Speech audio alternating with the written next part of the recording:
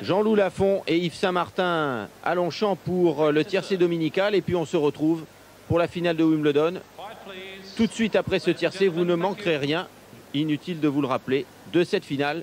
À tout de suite. À vous, Jean-Loup Lafont.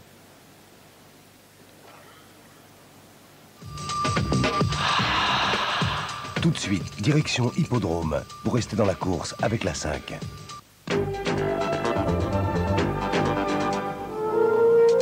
Ici, on n'est pas prêt de pardonner à la veuve Couder qui a hérité de la ferme. Enfin, je pense qu'elle lui a donné les vêtements de son propre mari. Et tout est bon pour la séparer de son nouveau protégé, à qui elle voue une étrange passion. Qu'est-ce que tu trouves à faire ici? T'as pas entendu son nom, ni d'où qui vient, ni rien. Simone Signoret, Alain Delon tente de semer le passé qui les traque et récolter quelques instants de paix. Tous les dimanches, sur la 5, avec l'Aden et Télé Loisirs, participez au grand jeu de la fidélité l'Aden. Alain Delon, Simone Signoret, ce soir 20h50, La Veuve Couder, un grand classique signé Granier de Fer.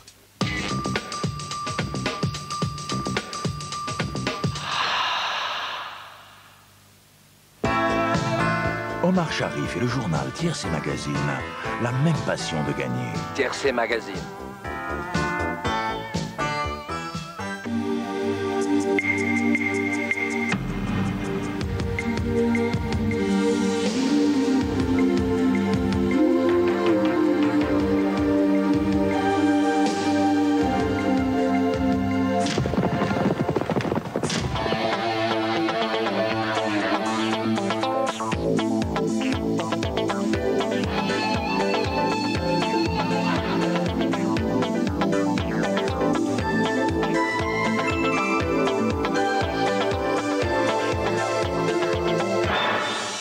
Bonjour, plein été, plein soleil même sur Longchamp et plein feu sur votre tiercé Quarté Plus, Quinté Plus, le prix Sirocco Mobilier Urbain, enregistré pour votre plaisir par toute l'équipe d'En Direct des courses, avec notamment José Coves, Daniel Lahalle et bien évidemment Monsieur Gallo, Yves Saint-Martin. Yves, bonjour.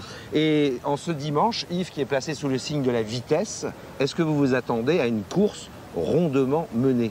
Je pense que ce sera une course tout à fait normale, régulière. Oui, le terrain est excellent. On a un terrain de 2,9 ce matin à 10h au pénétromètre qui devrait donner 2,6 aujourd'hui, donc un très bon terrain. 17 partants. 17 partants puisque le 2 ne court pas.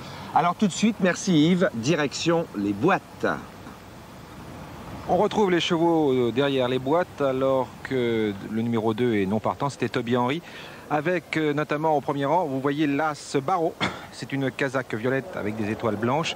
Barreau, eh bien c'est le cheval le plus chargé de la course. On va passer directement au tracé. Daniel, un tracé superbe, 2100 mètres.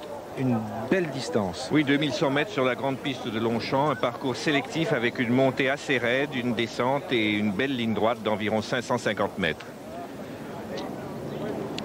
En face de vous, eh bien, un petit peu caché, c'est Peggy Finch. C'est cette casaque bleue avec un V jaune. Peggy Finch, c'est une minuscule jument très courageuse entraînée par Pascal Barry. On écoute tout de suite les ordres de l'entraîneur. Pour la corde, il faut qu'on ait un bon départ, qu'elle soit bien la mettre sur ses jambes, attendre. Puis après, dans la ligne droite, tu la connais, elle a une belle accélération. Mais c'est pas la peine d'attendre loin. Mais si tu vas facile, attends le maximum, pas trop loin.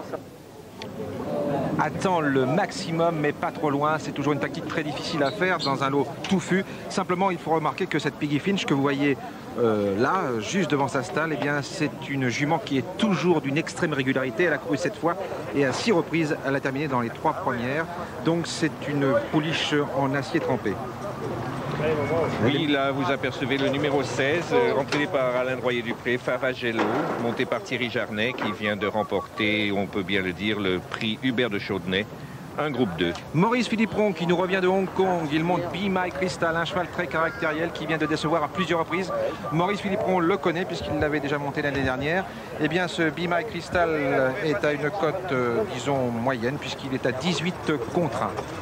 Quelques chevaux encore là. Gros plan sur Jean-Noël Fro qui monte Aquilèche, un cheval qui est entraîné dans l'Est de la France. Jean-Noël Frot, c'est un jockey qui a été formé à l'école Cunnington.